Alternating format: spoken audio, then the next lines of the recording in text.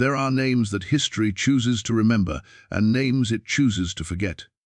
Marie Laveau is one of those names that exists in two separate worlds, one celebrated in folklore, the other deliberately erased from textbooks. The version most people know is safe, mystical, and easy to dismiss. The real version was far more dangerous. Marie Laveau was not the Voodoo Queen made famous by New Orleans legends, nor was she a tourist myth wrapped in superstition. The woman who carried this name was born into the cotton fields of Mississippi, where power was enforced through violence, law, and silence, and where enslaved people were expected to live and die without leaving a mark on history. What made Marie dangerous was not rebellion or defiance, but intelligence. She understood that open resistance invited destruction, while knowledge, quietly gathered and carefully used, could undermine the very foundations of power. She learned to observe without being seen, to listen without revealing intent, and to remember what others believed she was incapable of understanding. This is not the polished version taught in schools, and it is not the mystical story sold on Bourbon Street. This is the story they refused to print because it exposes an uncomfortable truth. The enslaved were not passive victims waiting for rescue. Many were thinkers, planners, and strategists shaping their own survival in ways that left no visible scars. Marie Laveau did not carry weapons. She did not lead rebellions. She did not leave evidence. Yet what she built through patience, observation, and carefully placed words would change lives and quietly challenge a system that believed itself untouchable. The Natchez district of Mississippi in 1839 was not just a place on a map. It was a machine designed to extract wealth from land and human bodies with ruthless efficiency. The Mississippi River cut through the region like a living artery, carrying cotton downstream to New Orleans and returning money, luxury goods, and political influence back upstream to the men who owned the plantations. Every bend of the river represented profit, and every acre of fertile soil represented power. In this world, fortunes were not counted in gold alone, but in acres controlled and people owned. At the heart of this system stood the Beaumont Plantation, stretching across nearly 3,000 acres of rich bottomland. From a distance, it looked like the South wanted to be seen, a grand white, columned house rising above manicured grounds, symbols of grace, refinement, and so-called civilization. Visitors admired the symmetry, the architecture, the sense of order. What they rarely acknowledged was that this order was sustained by the forced labor of 247 enslaved people whose lives were consumed to maintain the illusion of elegance. The plantation functioned like a small kingdom with its own internal economy, rules, and hierarchy. At the top sat Charles Beaumont, the patriarch, a man who had inherited both land and authority from his father and who believed deeply in the righteousness of his position. His wife, Eleanor Beaumont, managed the household with a precision that bordered on obsession. She enforced discipline not through loud cruelty, but through constant surveillance and quiet punishment, maintaining control with the confidence of someone who believed the system existed for her benefit by divine design. Their eldest son, Thomas Beaumont, was away studying law in Vicksburg, preparing himself for a future in politics. He was being groomed not merely as an heir, but as a representative of the family's expanding influence beyond the plantation itself. The younger children were pieces on a social chessboard, raised to secure advantageous marriages and alliances that would protect the family's wealth for generations. Every decision within the Beaumont household was calculated with the future in mind. Below the family stood the overseers and managers, men tasked with turning human suffering into measurable output. Chief among them was Cyrus Holt, a seasoned overseer in his 40s, lean, watchful, and brutally pragmatic. Holt understood the economics of cruelty. He believed punishment should be severe enough to instill fear, but never so severe that it damaged productivity. To him, enslaved people were assets, and damaged assets were bad business. Every lash, every confinement, every humiliation was calculated with cold precision. Beneath the overseers was the enslaved population itself, carefully divided into roles that mirrored the plantation's needs. Field hands labored from dawn to dusk in the cotton rows, their lives measured in pounds picked and seasons survived. House slaves worked in the main residence, moving silently through rooms where wealth and power were discussed openly in front of them, under the assumption that they were invisible. Skilled workers, blacksmiths, carpenters, seamstresses kept the plantation functional, while specialists like midwives and healers occupied a strange position of both necessity and suspicion. This hierarchy was not accidental. It was designed to prevent unity, to ensure that no single group could see the entire system clearly enough to challenge it. Information was fragmented, trust was limited, fear was constant. The plantation thrived on the belief that control was absolute. It was into this tightly controlled world that Marie Laveau arrived in March of 1839. She came not with chains rattling or rebellion blazing, but quietly, in the back of a wagon, her few possessions wrapped in cloth. To the Beaumont family, she was just another transaction. One more name added to the ledger, one more body absorbed into the machinery. To the overseers, she was another variable to be managed. To the enslaved community, she was an unknown quantity, watched cautiously, measured silently. No one at Beaumont Plantation understood what they had just purchased. They believed they had acquired an herb woman, a domestic worker with useful skills. What they had actually brought into the center of their carefully balanced kingdom was a woman who would come to understand every lever, every weakness, every unspoken rule that held that kingdom together. And once she understood it, she would begin, slowly, invisibly, to change it. Marie Laveau arrived at Beaumont Plantation on a warm Tuesday morning in March of 1839, her journey ending not with ceremony but with paperwork. She was unloaded from the wagon like freight, her value already reduced to numbers written in ink. The sale had taken place days earlier at the forks of the road in Natchez, the second largest slave market in the South, where human beings were displayed on raised platforms and inspected with the same indifference reserved for livestock. Buyers checked teeth, hands, posture, scars, searching not for humanity, but for durability. Marie had stood on that platform with her eyes lowered and her shoulders relaxed, performing the posture of submission expected of her. She understood that survival depended on appearances. Strength invited fear. Intelligence invited suspicion. Obedience, even when feigned, was the safest disguise. The men who examined her saw a young woman of about 23, physically healthy, calm, and composed. What they did not see, what they never thought to look for, was calculation. The bill of sale described her as healthy, skilled in household management, knowledgeable in herb cultivation, and literate. That final word was the most dangerous detail on the page. Literacy among enslaved people in Mississippi was illegal, punishable by whipping for the enslaved person and fines or imprisonment for anyone who taught them. But Beaumont's purchasing agent, a man named Dalton, did not question it. To him, literacy was not a threat, it was an asset. A slave who could read receipts, track supplies, and follow written instructions was simply more useful. What Dalton did not ask, what no one at the auction pressed for, was how Marie had become literate, or why her previous owner had chosen to sell such a valuable enslaved woman. Skilled slaves were rarely sold without reason. They were investments meant to be kept. Yet Marie had been offered with minimal history, no references, and vague explanations about downsizing operations. Dalton accepted the explanation without hesitation. The plantation economy was built on willful blindness. The truth was far less ordinary. Marie's former owner, a Louisiana planter named Rousseau, had not sold her because she was troublesome in obvious ways. She had never struck anyone, never refused work, never attempted escape. What unsettled him were patterns he could not explain. Accusations against enslaved people would dissolve unexpectedly. Punishments would be delayed or cancelled due to sudden changes in circumstance. Private information, conversations meant to remain within the planter's circle, somehow reached ears that should never have heard them. Rousseau could never prove Marie was responsible, but he sensed her presence behind too many coincidences. Fear, mixed with superstition, had driven his decision. Rather than confront something he did not understand, Rousseau chose distance.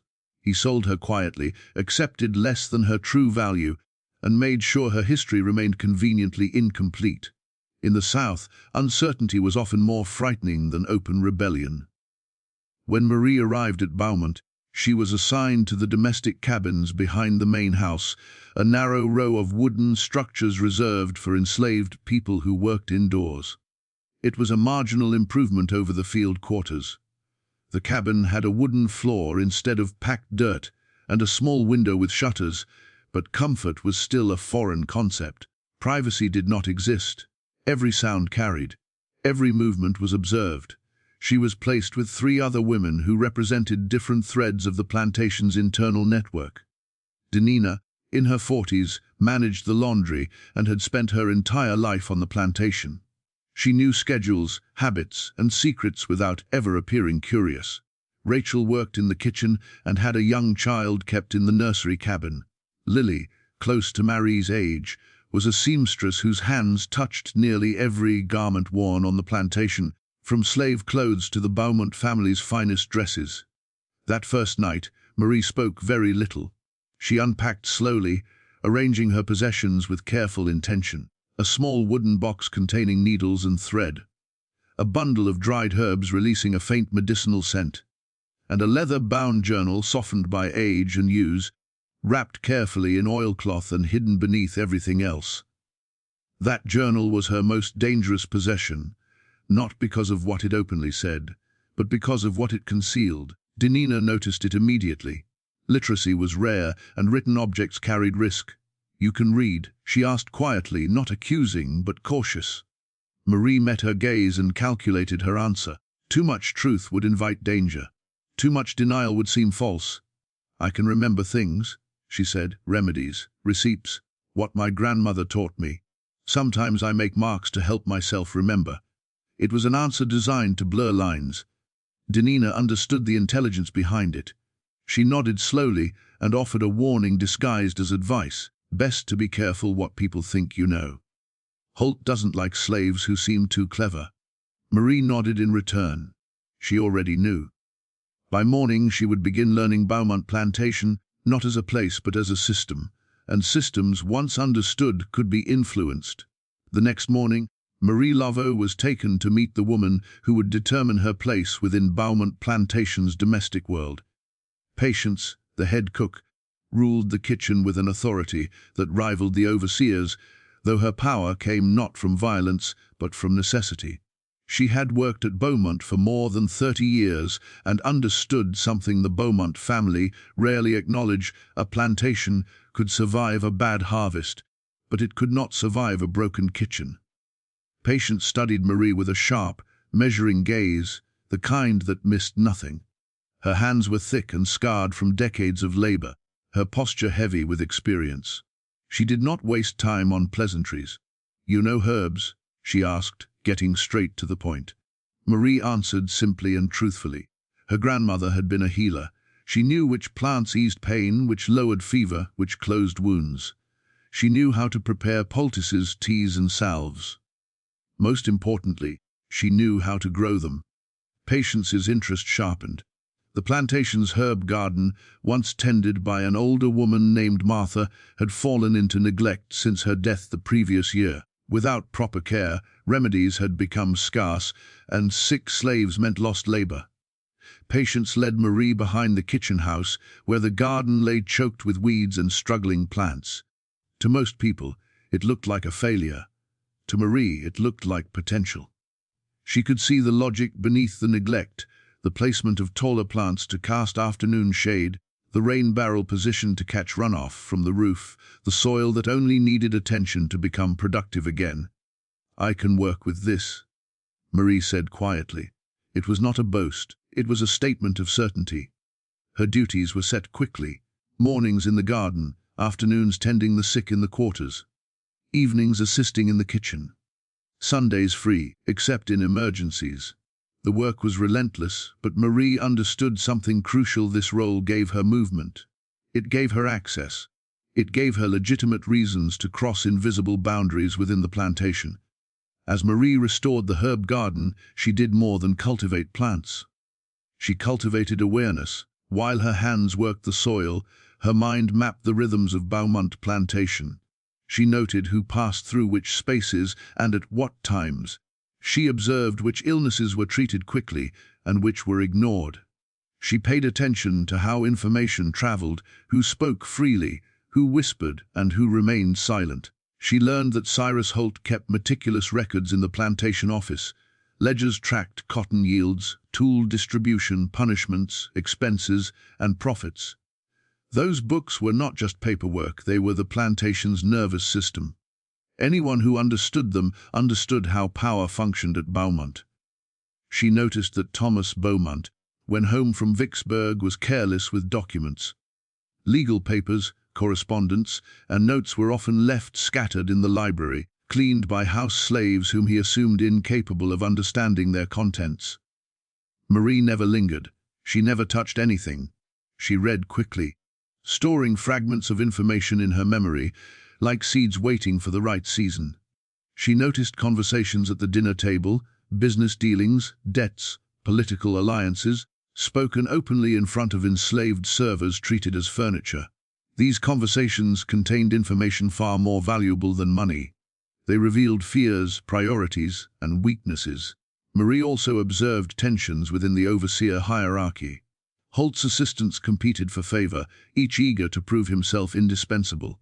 Their rivalry created cracks, places where information could be misdirected or delayed, where accusations could be shaped, where mistakes could be amplified. Within the enslaved community, Marie learned that power did not disappear, it changed form. Respect followed skill, trust followed consistency. Influence belonged to those who listened more than they spoke. She began to understand who people turned to in moments of fear, who carried news between cabins, who was believed and who was ignored. Marie did not rush. She never asked obvious questions. She never revealed patterns she had already noticed. She healed the sick with care, offered remedies that worked, and listened when people spoke. Pain loosened tongues, and healing created trust. Within weeks, people began to see her as more than an herb woman. She was someone who noticed things, someone who remembered, someone who did not repeat what she heard. And that reputation mattered more than any title. Marie understood something that the plantation system did not account for. Power depended on information, and information depended on access. The herb garden, meant only to keep bodies working, had become her doorway into every layer of Beaumont Plantation. She was no longer just surviving inside the system. She was studying it. And once a system is fully understood, it becomes possible quietly, patiently, to change the outcomes it produces. Marie Laveau did not act immediately. For weeks after settling into her role, she only watched. She listened more than she spoke, learned names, habits, and patterns, and let people grow comfortable in her presence. She understood that influence gained too quickly invited suspicion. Trust had to form naturally, the way roots spread underground before a plant ever broke the surface. By late April of 1839, Marie had become a quiet fixture of Beaumont Plantation. People saw her moving between cabins with bundles of herbs, kneeling beside the sick, speaking softly, never lingering too long. To the overseers, she was useful. To the Beaumont family, she was efficient. To the enslaved community, she was becoming something else entirely, someone who noticed details others overlooked. The first real test of her methods came with a man named Samuel. Samuel was a field hand in his early 30s, strong, reliable, and known for keeping his head down. He had a wife, Grace, and 2 young children. He was not a troublemaker, not outspoken, not defiant. Which is why the accusation against him struck the quarters like a sudden storm. He was accused of stealing a ham from the plantation smokehouse. The charge came from Briggs, one of Cyrus Holt's newer assistant overseers, a young man eager to prove his vigilance. Briggs claimed he had seen Samuel near the smokehouse after dusk at an unusual hour. The next morning, a ham was found missing.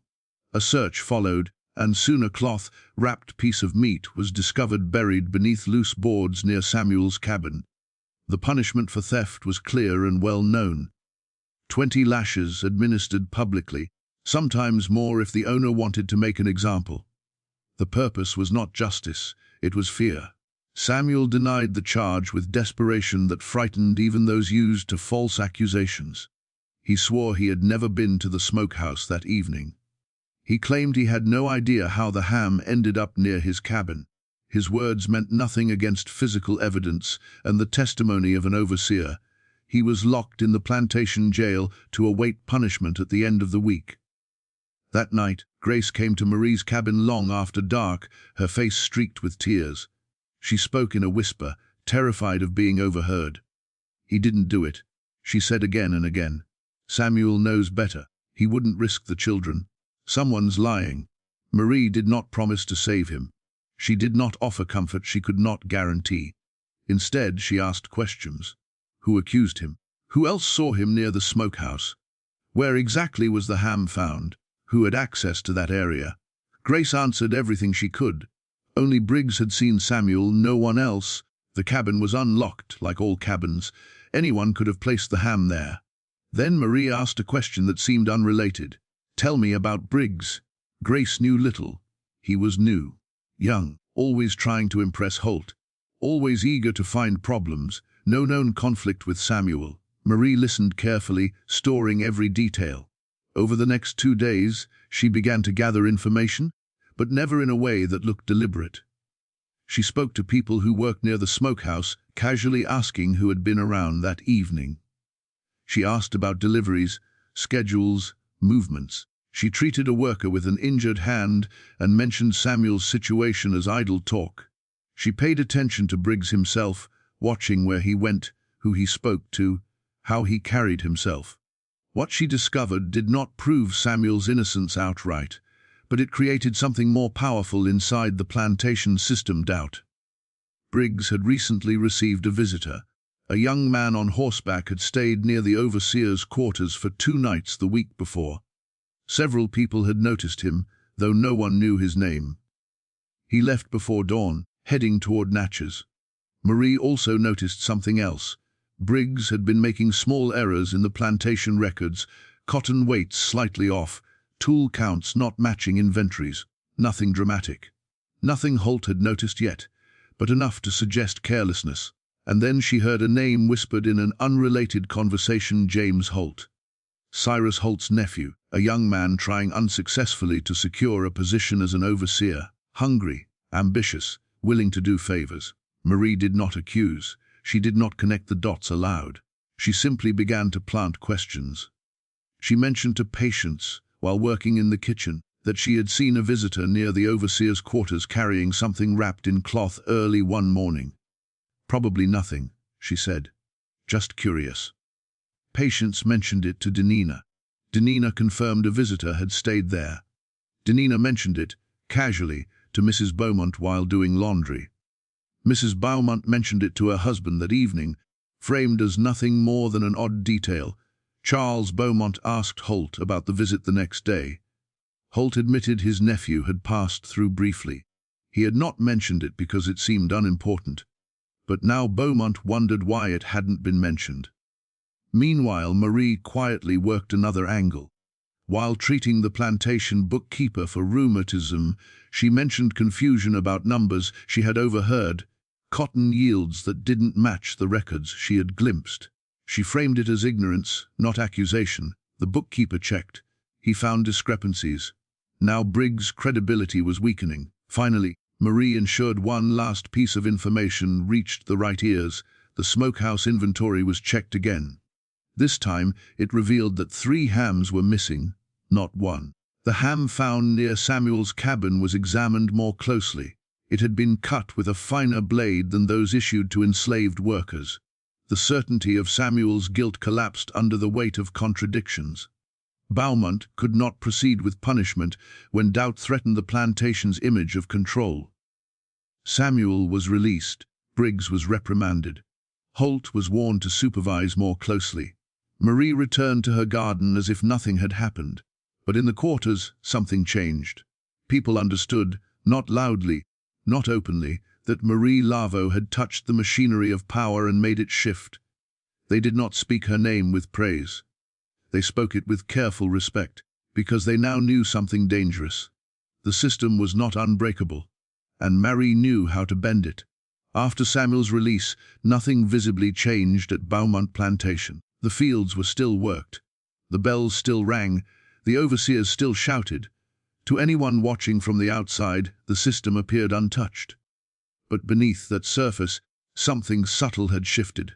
The enslaved community had learned a dangerous lesson: outcomes could be altered without chains being broken or blood being spilled. Marie Laveau did not take credit, nor did she allow people to speak openly about what had happened. She understood that visibility was risk. Instead, she withdrew slightly, returning her focus to herbs, remedies, and routine. This restraint was intentional. Influence, once revealed, loses its power, yet people began coming to her anyway. Not loudly, not in groups one at a time, a quiet visit after dark, a whispered conversation during a medical call. Questions framed as desperation rather than strategy. Marie listened, always listening, because listening was how patterns revealed themselves. The next crisis arrived in early summer, and it carried far greater stakes. A woman named Clara came to Marie trembling. Clara was a skilled seamstress in her late 20s, known for her precise stitching and calm demeanor. She made clothes for the enslaved population and, on occasion, garments for the Beaumont family themselves. Her hands were valuable. Her life was not. Clara had an 8-year-old daughter who worked in the main house as a helper. That child was her only protection and her greatest vulnerability. "They're going to sell me," Clara whispered. Mr. Beaumont ordered the papers prepared. "Me and 3 others. Sold to a man in Louisiana named Garrett." The name alone carried terror. Garrett's plantation was infamous. Enslaved people sent there were worked beyond endurance. Many did not survive long. Worse still, Clara's daughter would not be sold with her. The child would remain at Beaumont, separated permanently. This was not a misunderstanding. This was not an overseer's error. This was business. Charles Beaumont had accumulated serious debt from failed cotton speculation. Prices had dropped unexpectedly, and creditors were demanding payment. Garrett had offered to forgive part of that debt in exchange for enslaved labor. Clara was simply collateral. Marie understood immediately that this situation was different from Samuel's case. There was no single overseer to undermine, no missing evidence to expose. This was a deliberate financial decision made at the highest level, which meant the solution also had to operate at that level. Marie asked Clara questions no one else thought to ask. How much was the debt? When would the sale happen? Who was Garrett beyond his reputation? Who else did Beaumont owe money to? Then Marie began gathering information quietly, patiently, methodically. She learned that Beaumont owed Garrett nearly $3,000, a crushing sum. The sale was scheduled within weeks. She learned that Garrett was involved in multiple questionable business dealings and had made enemies among other planters. Most importantly, she discovered something that changed everything. Thomas Beaumont, the educated son, was actively working as a lawyer in Vicksburg, and one of his current cases directly opposed Garrett in a land dispute. Father negotiating with Garrett, son legally fighting him. That contradiction was leverage. Marie could not confront Beaumont. She could not approach Thomas directly, but she could allow information to reach places where it would create pressure. She began by ensuring Thomas learned about the planned sale. The information traveled through the house slave network, passed quietly, framed as concern, not accusation. When Thomas heard, he was disturbed. Selling enslaved people to a man he was opposing in court created a conflict of interest that could damage his legal reputation. Thomas raised the issue with his father. But Beaumont was trapped. The debt was real. The offer was convenient. Reputation alone would not cancel the sale, so Marie built an alternative. She expanded her information gathering beyond Beaumont Plantation, through enslaved workers who traveled to Natchez, through conversations overheard in the main house, through casual remarks exchanged while delivering remedies. She learned about another planter, Prescott, a man who had recently come into capital and harbored a long-standing rivalry with Garrett. Prescott was looking for investments. Prescott hated Garrett. Marie did not contact Prescott. She did something far safer. She allowed the right rumor to exist, a passing comment to a slave connected to merchants, a suggestion that Beaumont might be seeking alternative financing, a mention that Garrett stood to gain from the current situation. The information traveled upward, carried by people who believed they were sharing business gossip, not participating in strategy. Prescott heard. Within days he approached Beaumont with an offer, a loan at favorable terms, debt settled without selling slaves. In exchange, Prescott would gain future cotton shares and business influence. Beaumont accepted immediately.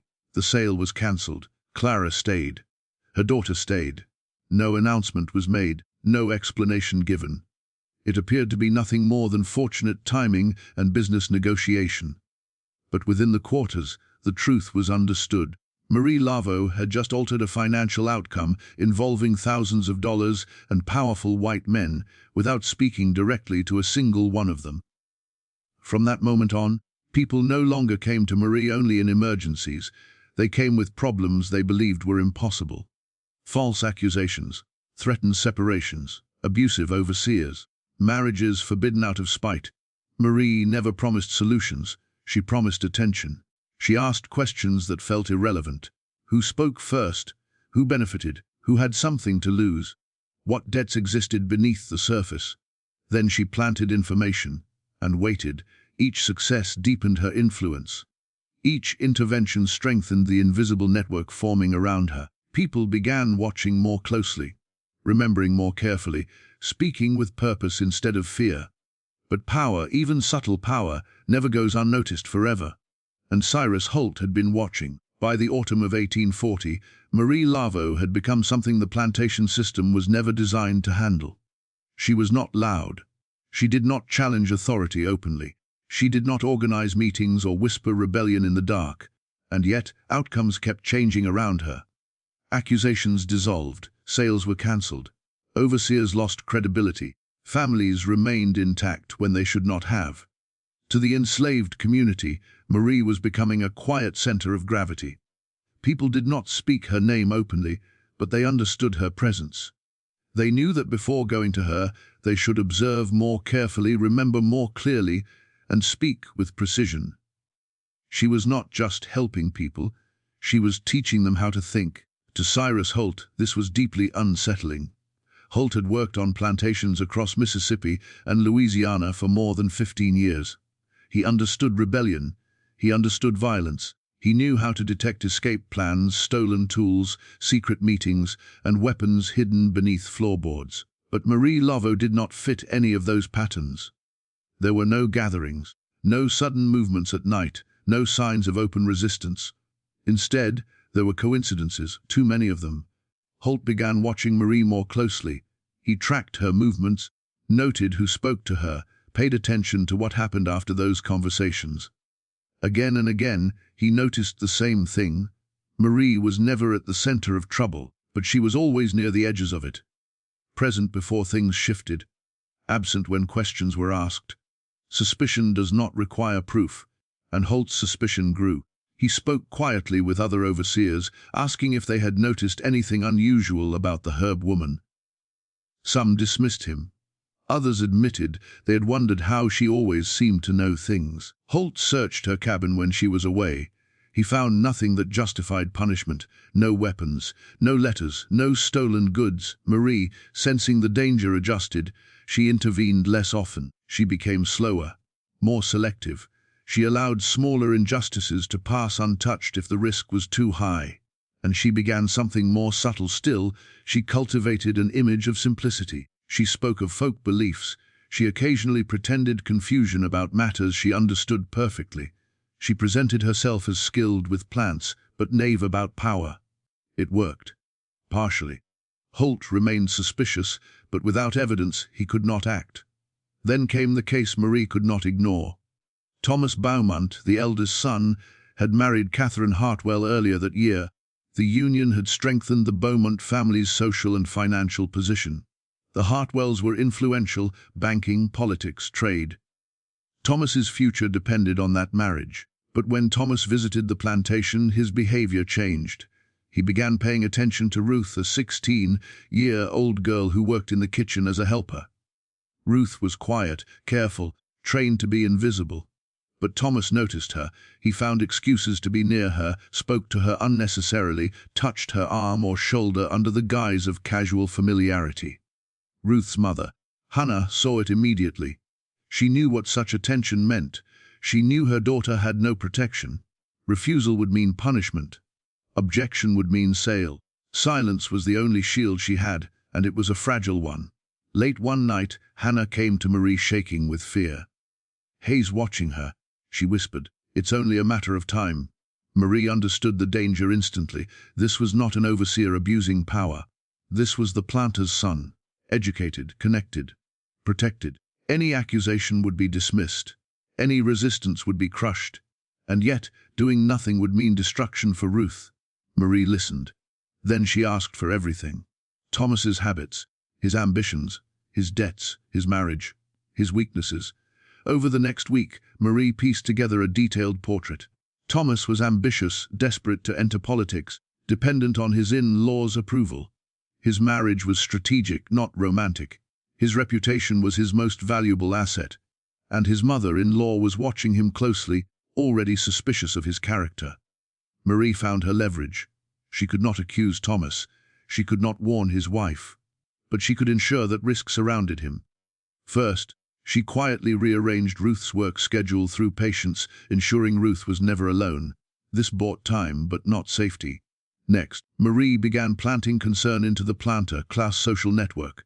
Not names, not accusations, just unease. Conversations about young men who forget themselves. Remarks about reputations ruined by whispers. Stories shared without conclusions. Through enslaved networks connected to nearby plantations, the concern traveled upward, soft, indirect, untraceable. At the same time, Marie ensured Thomas became aware that his behavior was being noticed. A carefully staged conversation in the kitchen, a worried mother speaking just loudly enough, no accusation, just fear. Thomas heard. And then pressure arrived from another direction. His mother-in-law began watching him closely, asking questions, writing letters. His political future suddenly felt fragile. The combination worked. Thomas withdrew. He stopped visiting the kitchen. He avoided Ruth. He focused on appearances, on law, on ambition. Ruth remained safe, never knowing how close she had come to disaster. But Holt noticed. He could not prove anything. But now he was certain. Marie Laveau was not just influencing enslaved people. She was shaping outcomes that touched the planter class itself. And that made her dangerous. Very dangerous. By the winter of 1840, Cyrus Holt had reached a conclusion he could no longer ignore. Marie Laveau was not dangerous because she broke rules. She was dangerous because she understood them. And in a system built on fear and obedience, understanding was the one thing that could not be tolerated. Holt could not accuse her of rebellion. There were no secret meetings, no weapons, no escape plans. He could not accuse her of theft or sabotage. Every ledger balanced when inspected. Every tool was accounted for. Marie had left no fingerprints, but something kept slipping through his control, and he knew the source.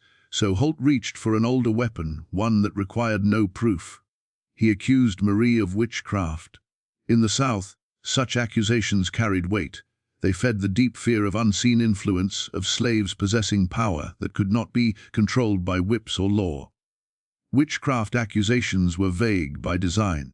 They could not be disproved easily, and they justified extreme punishment.